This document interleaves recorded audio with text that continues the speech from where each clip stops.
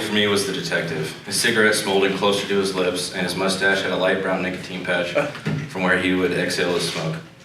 I, in my glitter outfit and running mascara, sat there wondering when the questions were going to start, and my chair was a little wobbly, so it made me feel very unstable. Then finally, he breaks. "So how many people are at this gathering?" he said. I looked down thinking I was counting, but really I was wondering if little Tommy Wang was all right. I looked up and said, "I don't know, 15 and a half people, sir?" He stopped and stared at me like I just called him a jive turkey or something. "Okay, I'm guessing the half is the midget sitting in the hospital fighting for his life." I should probably go back and say that little Tommy Wang was a midget, and we would get together at these have these orgies. His sole purpose at these gatherings would be to run around like a Tasmanian devil screaming Oklahoma.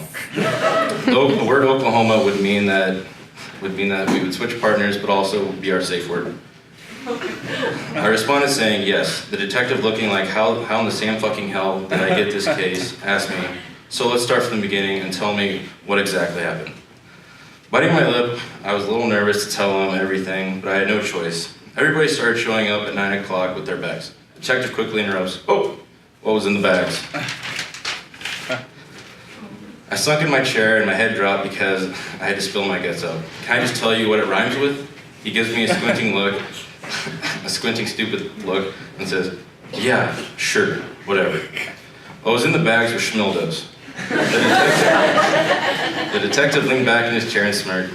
"You want to know how many of those rubber dongs we found?" With my face already feeling like it was melting, I said, "No, not really."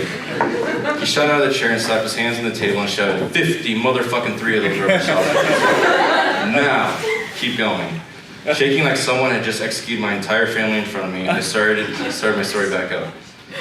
Before we get started with shenanigans, we usually drop acid. The detective puts out his cigarette and looks at me like he can see right through me and says, "I don't want to know why, but since there's an Oompa Loompa with an 18-inch rod up his ass, I have to ask, why?" I gave him the only answer that could make sense to me. The effects from the drug is quite tantalizing.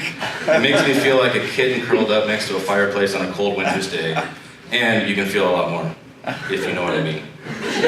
The detective, already wondering what the fuck is this world coming to, looked at the one-way glass window and said, "So when stuff like this goes on, there's usually a safe word, is there not?"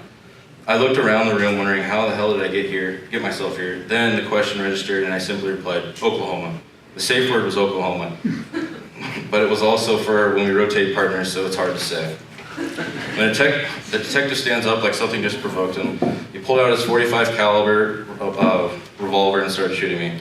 I woke up with an unusual rock-hard erection and also making sure there was no bullet entries in my chest. My wife Stacy wakes up and says, "Did you have a nightmare?" I leaned back against the headboard while pitching the meanest tent known to man and still looking forward and replied, "Yes." Stacy sits up a little bit and combs her fingers through my hair and says, "Was it the orgy dream again?"